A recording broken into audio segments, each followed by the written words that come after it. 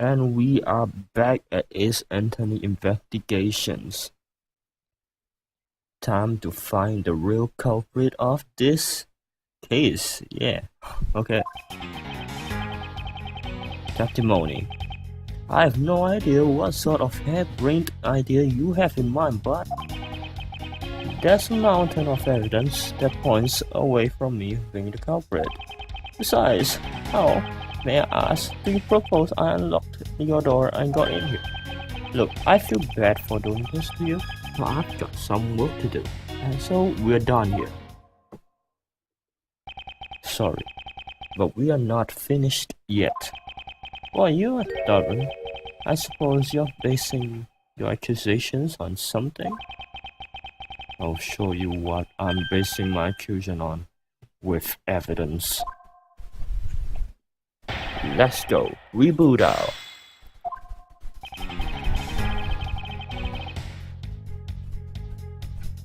Okay.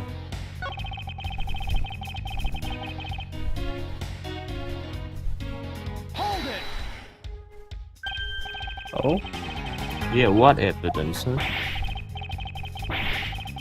Huh.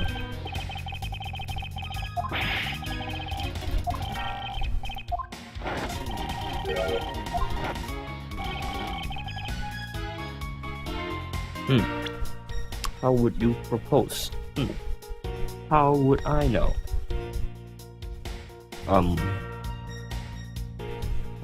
That is simple. Wait, what is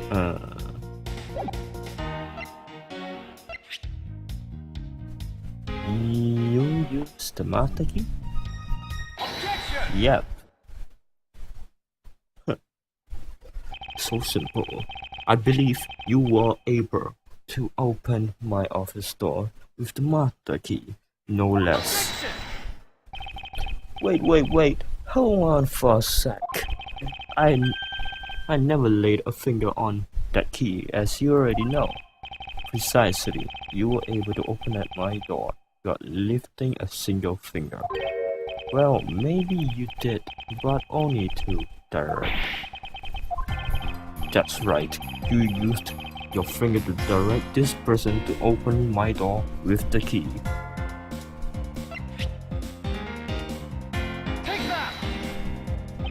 You had asked Miss Maggie to open your own office door for you, yes? Yeah, I kind of forgot my key at home. Happens a bit too often for my taste, you know? But the room you had with Maggie open at the time was not your own, was it? You've quite the imagination. But why don't we ask each other herself whose door she opened, shall we?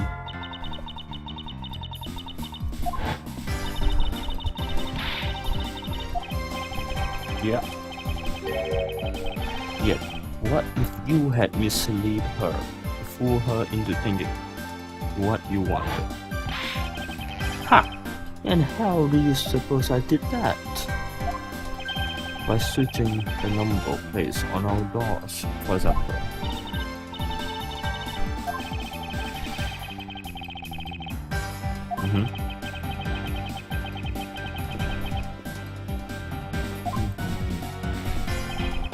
What was it, What was it that Mr. Portsmouth used to make you think it was his room?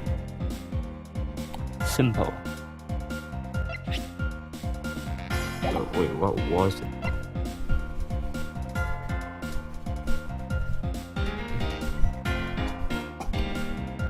Ah, the basketball hoop. Take that!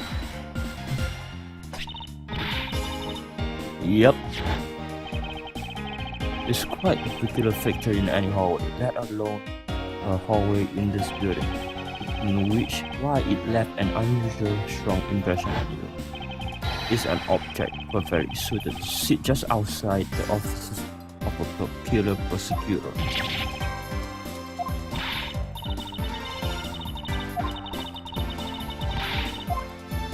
Yep. There are signs that the hook has been moved. Yep. That's what I thought. seated in front of my office, to be sure.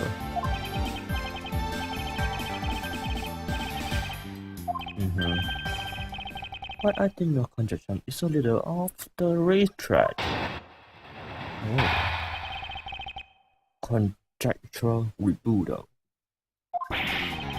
Now you're just spouting nonsense. I had the girl open my office door.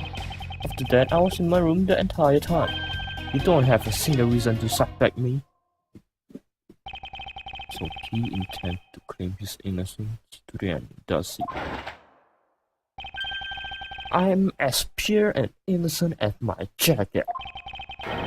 I'm so cool with my jacket. So cool. So cool jacket. Yeah, my jacket is cool. Okay, please stop that. Please calm down, for I intend to show who is the one truly covered in slime here. Let's do this. Rebuttal.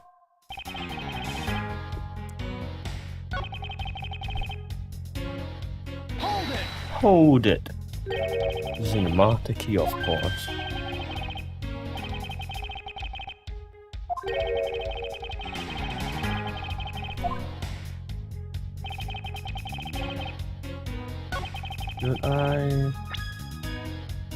Should I do this? Oh, no wait. No. I can't present that.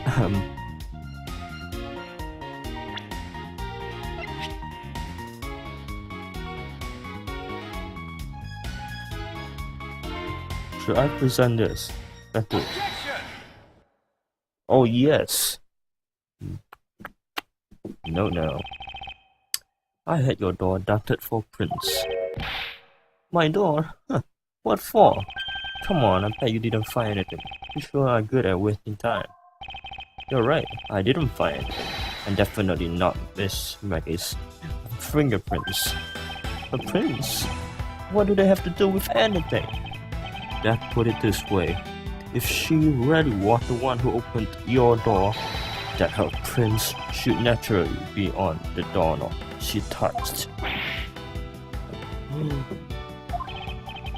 Further, all of the prints on my office doors knob have been wiped clean off.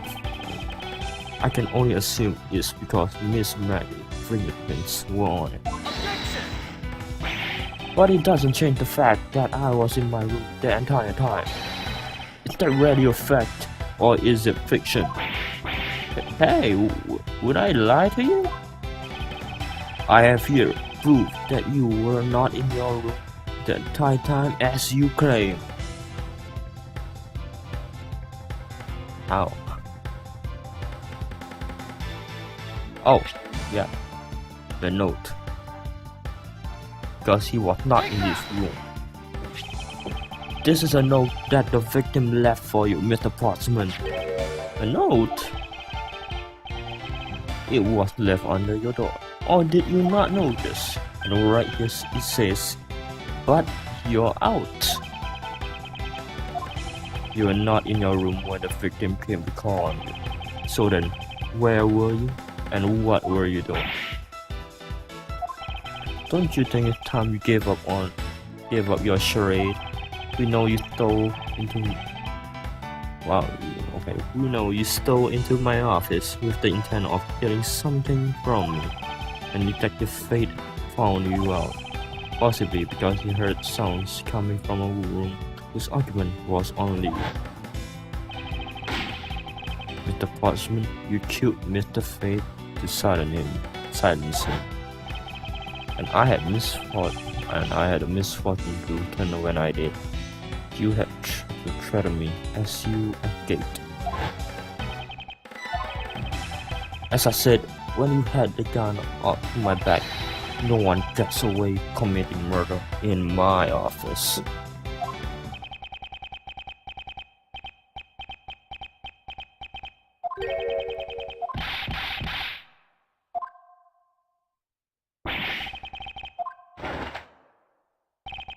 Well, that look of seriousness on the face of this office finest prosecutor, as he makes a huge mistake in accusing me is simply too much to bear. There's just nothing else like it in the world. What?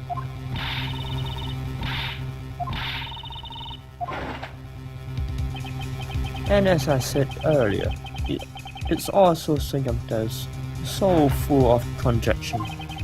You said you checked my doorknob for prints. Well, I can readily confess that I have wiped that door down as what that knocked down as well. I'm a little obsessive compulsive, you see. I didn't want to touch a doorknob that you have touched. Which is why I wiped the knob down as soon as I could after you opened the door. After that, it makes perfect sense that only James and my prints would be on there. That sounds very weird, I guess.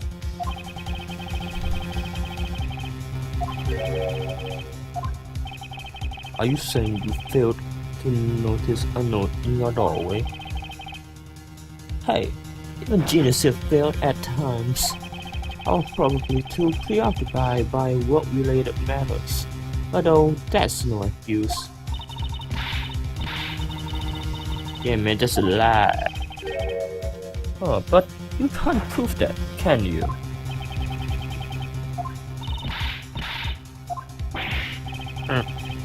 Postman makes a good point. I can't prove that he didn't simply overlook it.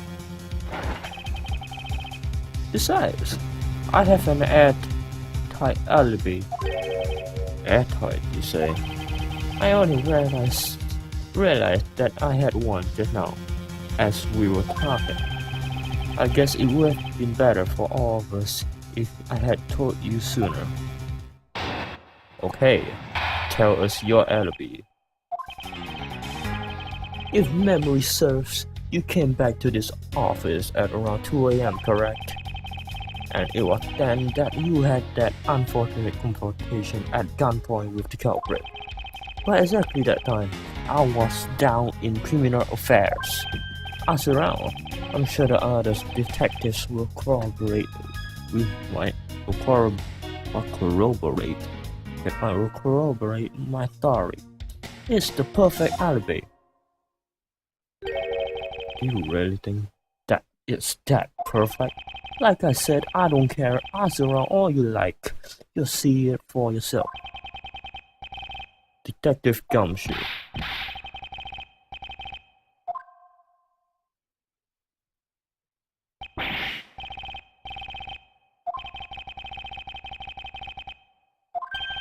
You see? All of the evidence point to him being the culprit, but that must be a contradiction point in his alibi somewhere.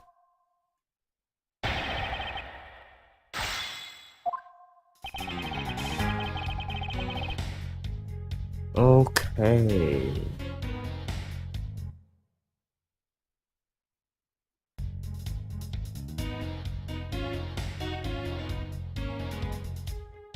Hmm.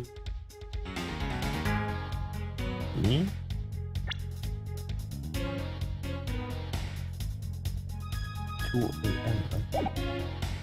Hold it! But it was around 2 AM.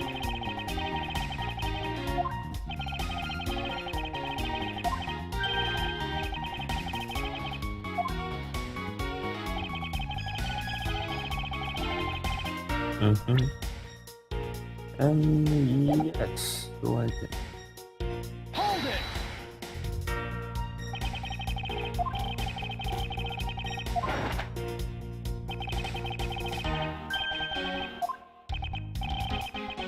Objection!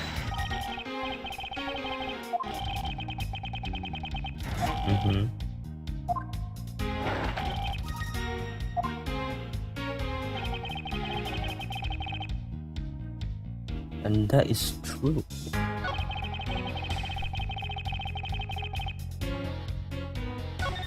Hold it!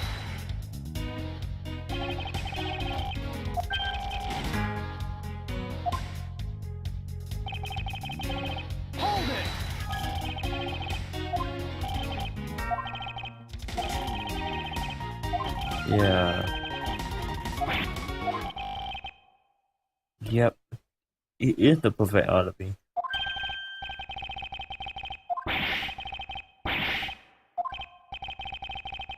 I think we have reached the end of the line and it's time to get off this crazy train.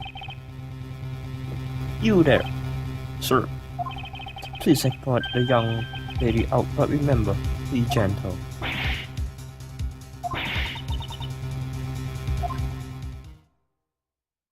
Is it the end? Is there nothing I can do? There must be a way to turn this situation around. If only I had a clue. Did I miss something that can help me cast doubt on his alibi? I need to calmly think this through one more time, and with logic.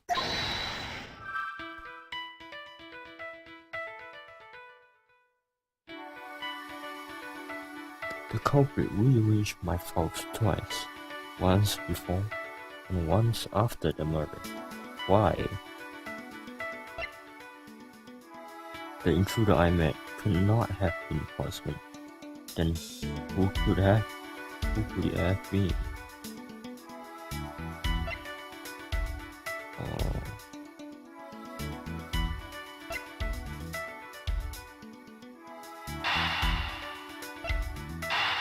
There's another person. There were 2 bullets left at the scene of the crime. One that wrote the fate of his life, and one that nearly robbed me of my jacket. However, the murder weapons only showed signs of being fired once, meaning that it is entirely possible that a second gun was used in my office tonight. Seeing as how the killer had still Mr. Fate's gun, I doubt the killer has another gun up their sleeve. Therefore, the second gun could have been the property of an entirely different person, which could mean that there was another person who paid visit to my office.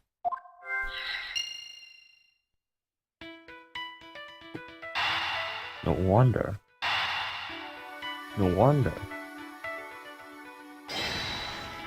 Yep, these 2 match. Supposing there was yet another visitor tonight, that would also resolve the issue of why my shelves were upended twice. We all know that shelves were disturbed once before and once after the murder. So it shouldn't be much of a stretch to think that it was the work of 2 different people. Once by the person who stole the victim's gun and then killed him with it, and once again after the murder by our second culprit, who was the owner of the second gun. If we suppose that the second culprit gun was the one that was pointed at my back. Objection! Mr. Postman, it seems that I need to amend my assumptions regarding this case. Great, so you've finally come to your senses. This has been a big misunderstanding on my part from the start. I had assumed that the person I ran into was the killer, but that may not be the case. What do you mean? The person I ran into was just your average thief. A thief? But sir, doesn't that cause some sort of contradiction in the facts? Not at all. It simply means that the killer was someone else, and it means that in actuality 2 culprits stole into my office tonight. It explains both why my shelves were disturbed twice and how there were 2 guns. Mr. Postman tricked this bride and gained entry into my office. Now you're just leading the argument. You still don't have any actual proof, you know. If you could please go along with my hypothetical,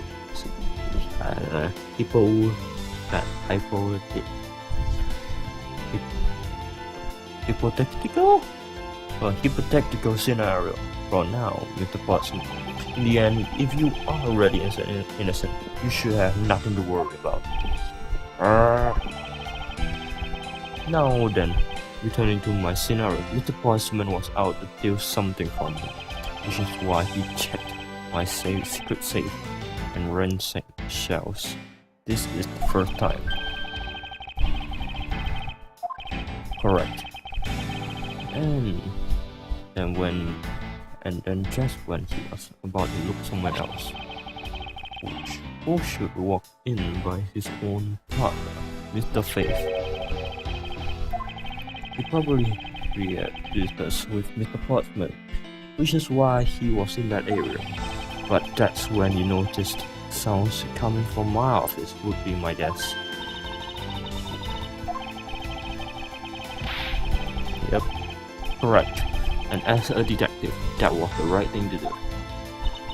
But when he came in, he found his own partner standing there. Because it was Mr. Pottsman, Mr. Fate probably let his guard down. But Mr. Pottsman was not so merciful as to let him leave alive. He waited for a chance, stole Mr. Faith's guns from him, and then bang! Right in there. Bang! He's dead. He killed him. He silenced Mr. Fate for catching him in the act of stealing.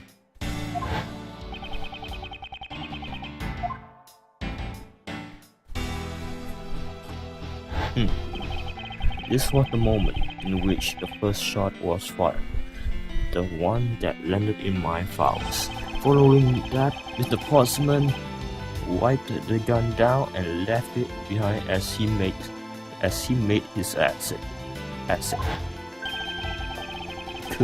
He could afford to do that because he had also left the fake dying message behind.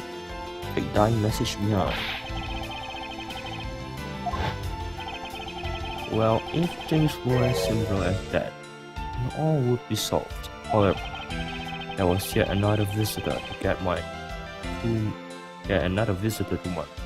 and this is where it gets complicated. There was another? Yes, and this other person, objective, was also to steal something from me. Now then, even after Mr. Pottsman left, the door to my office remained unlocked. However, this new visitor had no way of knowing that, and so they stole the master key from the security guard's room, and then entered my room, searched through my shelves. This was the second time they were disturbed, and it seems the thief found their prize. Correct. Only just as the thief was about to leave, I appeared. The thief then threatened me with their own gun and made their escape. The second bullet was fired during that brief encounter.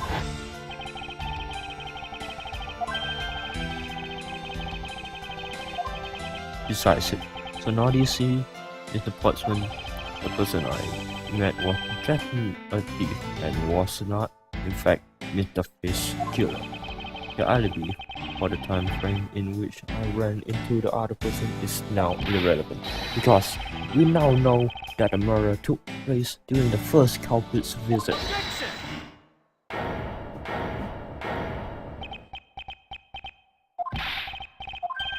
Absolutely splendid. Your scenario explains everything. But you know, it still doesn't change the fact that it's all circumstantial. Supposing if your theory is right, it would indeed render my alibi, which has been strictly, mind you, irrelevant. But there is still one defining point of your argument for which you have no evidence. Your supposition that I was the first visitor. He does have a point. But he has a point. I have absolutely no proof at this point. You know something? I find your attitude to be somewhat peculiar, Mr. Ashworth. If this person you met really was just a plain old thief, then why is that person not your main suspect? That is, if your theory is correct.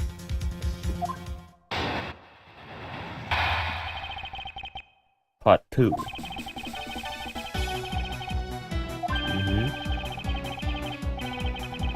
We should be out there looking for the thief right now. They might be still nearby. I hate to repeat myself, but as I have already said, I was training in my room. And when Jim came to give some evidence to me, I was down at Cleanup Fresh. So I can't expect to know what happened around here after I left. So you think we should be out there looking for the thief? Of course, now isn't the time to be wasting time on the end conclusion discussions. I don't think it's at all dead-ended. I find your alibi to be fascinating. Let's continue where we left off, shall we? I know he's lying. I know he was here, at the scene of the crime. I just have to find a way to prove it. Ribudo!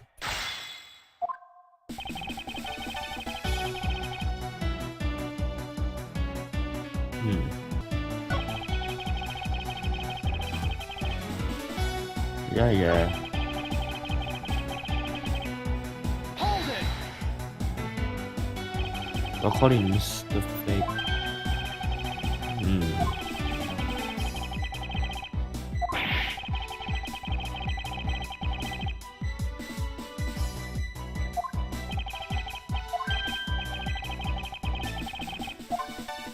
Fine.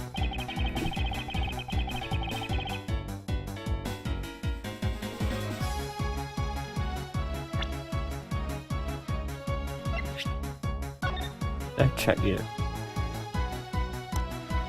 I brought the 3 pieces of evidence by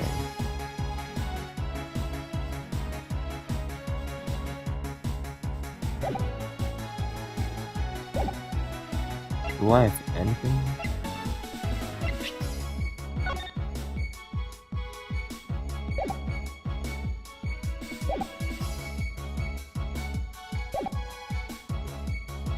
No effect.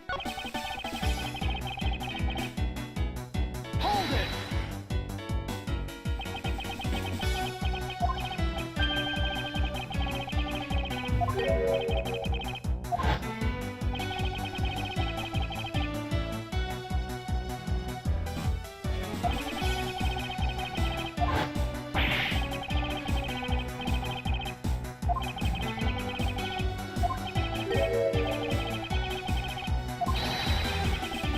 Oh my god, this is hard.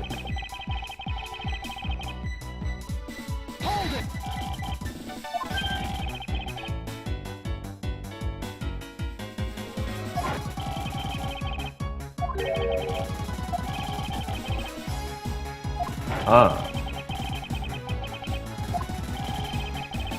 He brought me 2 items, a gun and a pendant, that are related to yesterday's case. Are you sure?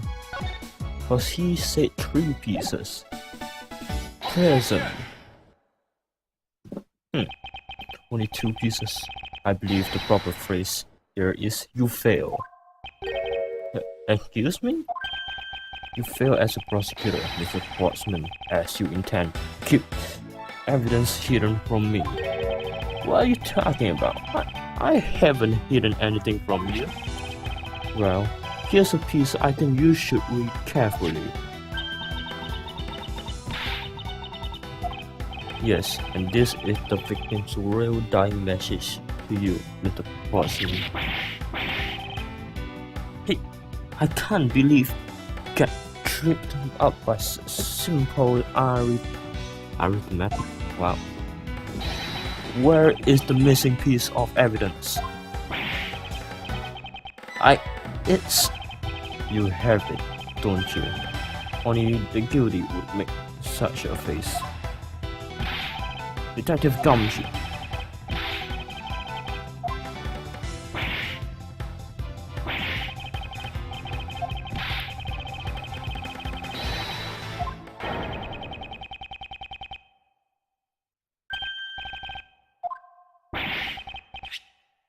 What is this? Despite what you said, you appear that you do have something to hide. There's only one reason why anyone would hide evidence of this caliber.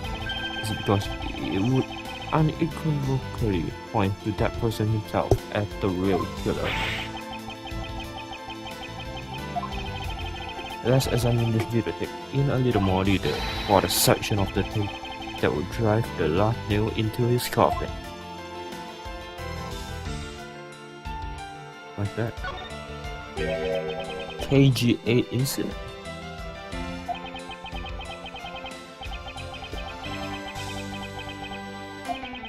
Interesting. However, what's recorded on this isn't what's important right now.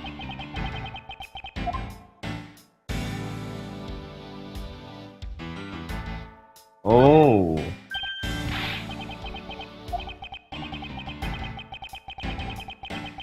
Yes, and I believe this is what the good prosecutor was trying to hide from us.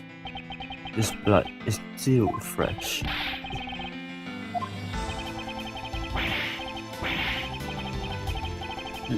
No, you've got it all wrong. No amount of denial can save you. We have but to run a blood test to find the truth. You told us that you had received evidence from the victim earlier.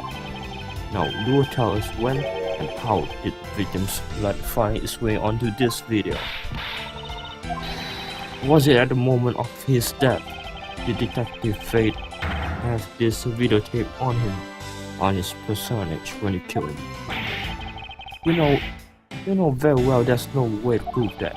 Not even if we were examining this tape for fingerprints.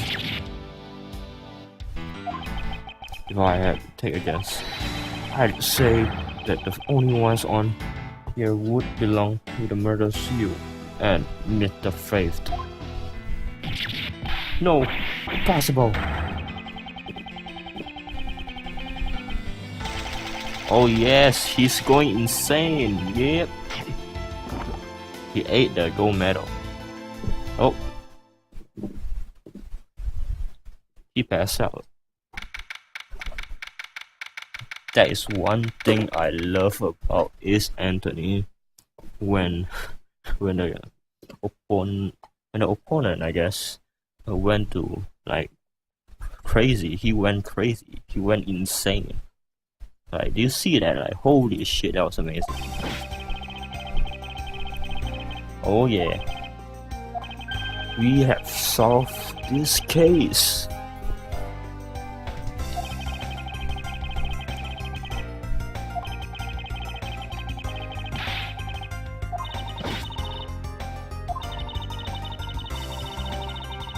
Yep, I have some cool deduction skills. Yep, you better be impressed. It was nothing. I'm just sorry you got caught up in a murder in my office. Please accept my apologies.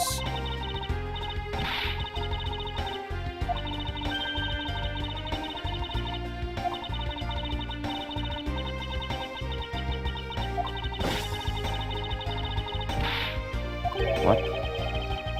What? Should I do Gumshoe voice in a better way? You know something, sir? Nah, I don't think I should do his voice. And why would you say he was corrupt?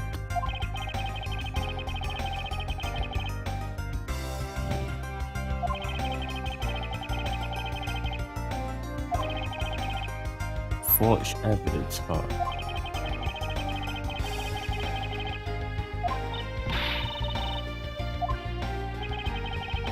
He never did get around asking what his reason was for breaking into my office.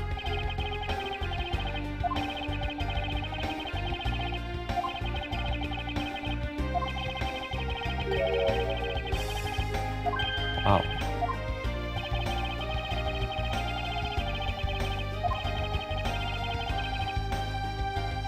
Okay. I didn't say it, but rather there are still many more mysteries for us to solve. For example, we still haven't figured out the significance to this piece of evidence. Is this one, right? It has to be this one. Take that! The person who stole this file in other Vietnam of the night. Now what happened to the stolen pages? I wonder who in the world was it that held me up at gunpoint. Mr. H. Officer. Yes. I came across this while I was possessing your office earlier, sir. This card. Oh wait, that's my voice. This card. What is it? It's not just any bird. It is the mark of a raven. A three-legged raven. Even you should know what this is, detective. Yes, it is the mark of the great thief, Yatagarasu. Another mark of a legendary bird, the Yatagarasu is noble to the end. It's noble to the end, a modern Robin Hood.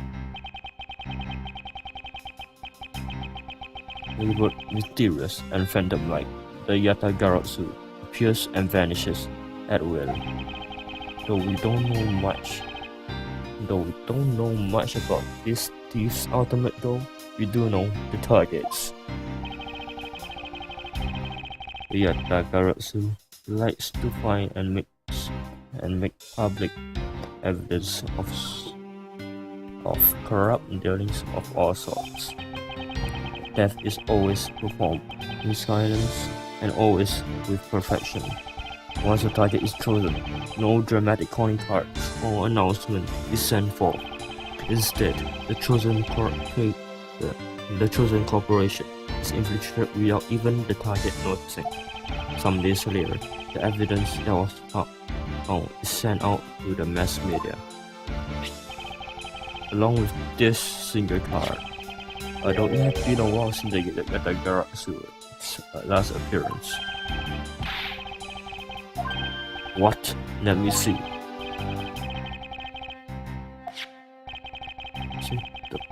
The person who stole the contents of the file was the Yatagarasu? Yatagarasu organization. A few keywords are popping up in this mystery. The murder in my office. The return of the great thief Yatagarasu. Looking back, I can't say I didn't see these events coming.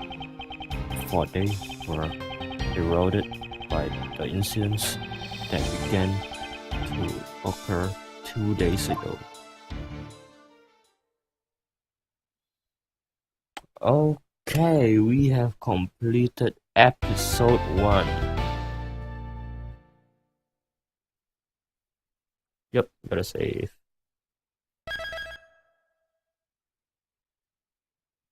Okay. Oh, finally we have completed episode 1. Oh my god. Okay, thank you for watching. And if you want more, please subscribe. And see you in the next one. Okay. I guess see you soon, I guess. Bye-bye.